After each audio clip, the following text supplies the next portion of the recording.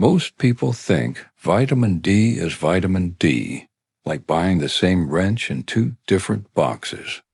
But in your body, D2 and D3 don't behave like the same tool. One is closer to a temporary fit that slips under pressure, and the other locks in like the correct socket. The label makes them look interchangeable. Your blood chemistry doesn't. After 40, the risk isn't that you suddenly can't handle nutrients. It's that your margin for error narrows quietly. Your liver is the first checkpoint for vitamin D, converting what you swallow into 25-hydroxyvitamin D, the storage form your blood carries around like a warehouse inventory.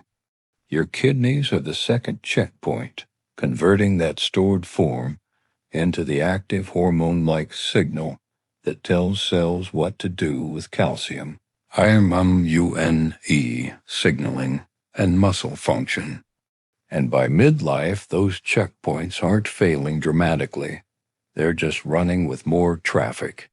More medications, more inflammation, more body fat acting like a storage closet that holds on to fat-soluble compounds, and less flexibility when something doesn't convert efficiently.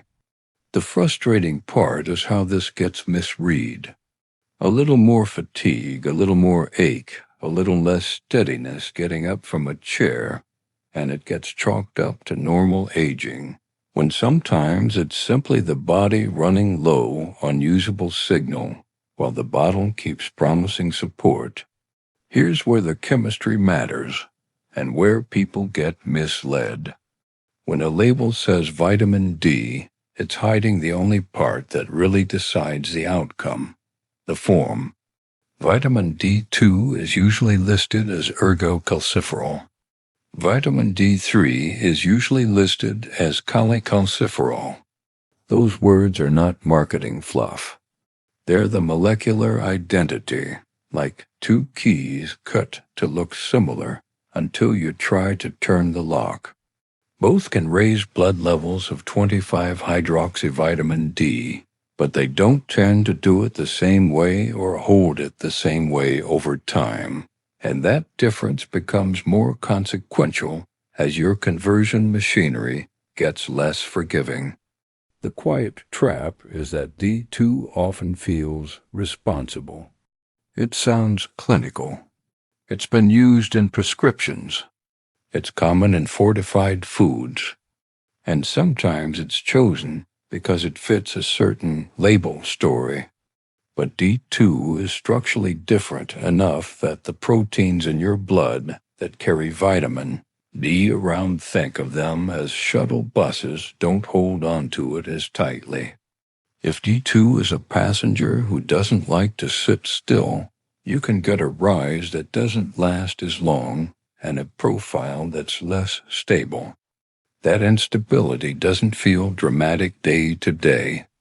It feels like the thermostat in a house that keeps drifting, so you keep adjusting it, never realizing the sensor itself is the issue. Now, the part labels never explain is that vitamin D isn't just a vitamin in the casual sense. In the body, it behaves more like a hormone precursor. It has to be converted, transported, stored, and then activated. And each step is regulated by the same organs that are already managing your long list of modern exposures. Your liver is processing alcohol, medications, and food additives.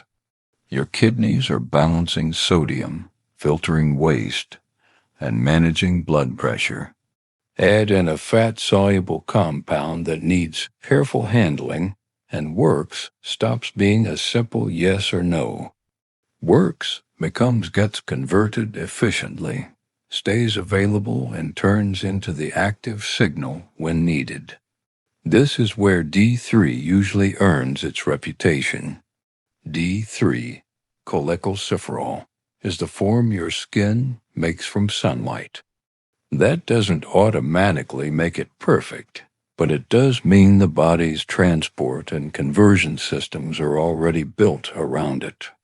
In many people, D3 tends to raise and maintain 20-hydroxyvitamin D more effectively than D2, and it tends to stick around longer. Imagine filling a bathtub with a slow leak. D2 is like pouring with a cup that splashes and drains faster. D3 is like a steadier stream that keeps the level up with less volatility. Over months and years, that steadiness can matter more than people realize, because the consequences of inconsistency don't show up as a single event. They show up as a gradual loss of resilience that gets mislabeled as time. And the marketing gap sits right in the middle of that. Many products will simply say vitamin D on the front in big confident letters, while the actual identity, Ergocalciferol versus Cholecalciferol, gets buried in small print. That's not an accident of design. That's how consumer decision-making gets steered toward the easiest assumption, that all D is equivalent, so price and buzzwords decide. High potency, immune support, bone health. Those phrases are allowed to float above the chemistry because regulation often focuses on what's present, not how well it performs inside an aging metabolic system. The label tells you what's in the bottle. It does not tell you what your liver and kidneys can realistically turn into usable signal. Another quiet misdirection comes from fortified foods. You'll see numbers like 10% or 20% of daily value, and it feels like a safety net. But fortification doesn't guarantee effective status, especially if the form used is D2, and especially if the rest of the diet and lifestyle create poor conversion conditions. Vitamin D is fat-soluble. It depends on normal digestion and bile flow. If someone is eating very low fat or has digestive changes that become more common with age, the amount printed on the package can become a theoretical number, not a functional one. It's like buying replacement parts for an engine and leaving them in the trunk. Ownership isn't installation. Now, let's talk about the slow accumulation problem, the one that takes years and gets blamed on getting older. Vitamin D status affects how the body handles calcium and phosphate balance, which connects to bone turnover and muscle function. But the story isn't take D and you'll be fine. The real story is that when vitamin D is inconsistent, the body makes compensations. It adjusts hormones upstream, shifts mineral handling, and quietly redistributes resources to keep blood levels stable in the short term.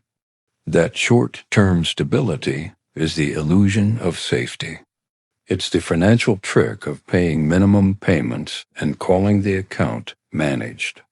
Over time, the cost shows up as reduced buffer, less tolerance for falls, slower recovery from periods of inactivity, a body that feels like it has fewer spare gears. Not a crisis, a gradual narrowing. This is also why the same product can feel like it worked in your 30s and feels vague in your 50s. In your 30s, conversion is often more robust, kidneys filter more efficiently, and there's usually less medication load competing for liver enzymes and transport proteins. By 40 and beyond, you can have the same habits with a different result because you're not the same biochemistry you were. It's not weakness. It's wear. Every system still functions, but fewer systems have extra capacity to compensate for suboptimal inputs. Here's another place people get trapped. Plant-based vitamin D versus animal-based vitamin D. This is why the language gets slippery. D2 is often associated with plant and fungal sources, while D3 traditionally comes from animal sources or lanolin, and now can also be made in other ways. But the consumer debate becomes moral or lifestyle coded, and the body doesn't vote on ideology. The body votes on receptor binding, transport affinity, and conversion stability. If a product leans heavily on identity language while obscuring the form in the ingredient line, that's a signal. You're being sold a narrative instead of being given clear chemistry. The label wants you to feel aligned. Your blood wants you to be supplied. Even when people do check the ingredient line, another subtle confusion shows up. IU makes everything look standardized. International units sound like a universal yardstick, and that's the point. They make different compounds feel comparable by giving them the same measuring unit. But IU doesn't tell you how stable the form is in storage, how well it survives digestion, or how reliably it stays in circulation. It's like measuring two different fuels by the size of the container, not by how cleanly they burn in your specific engine. And then there's the regulation edge that almost nobody talks about. Supplements aren't required to prove effectiveness in the way medications are. That means a bottle can be legally sold with a certain amount listed, even if real-world outcomes vary by form and by person, and even if the body's ability to convert that form changes with age. The oversight tends to focus on safety and labeling compliance, not on whether the average 55-year-old with typical modern liver workload and kidney filtration gets the promised functional benefit. This is where the label story hijacks the scientific question. Supports, helps maintain, promotes. These are carefully chosen words that let the product imply a result without being obligated to demonstrate it for the population most likely to buy it. So which one actually works depends on what you mean by works. If you mean shows up on a label and can raise a lab number in some people, both can. If you mean creates a steadier, more reliable pool of usable vitamin D over time, D3 more often behaves that way because it's handled more efficiently by transport and tends to maintain blood levels more consistently. And as you get older, consistency is not a luxury feature. Consistency is the difference between a system that stays buffered and a system that's always catching up. Now, what do you do with this without turning it into a supplement obsession? You follow a few rules that reduce biological workload instead of adding more. First, stop treating vitamin D as a single ingredient. Treat the form name Ergocalciferol or Cholecalciferol as the real identity, because it is. Second, trust transparency over front label storytelling. If a product makes you work to find the form, it's designed to be purchased on assumption. Third, reduce the background noise that makes conversion less reliable.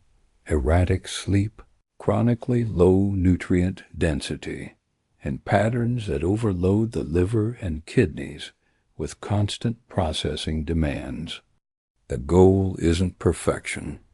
The goal is making your internal chemistry less crowded, so essential signals don't get lost in traffic. Vitamin D2 versus D3 isn't a wellness debate. It's a form and function problem.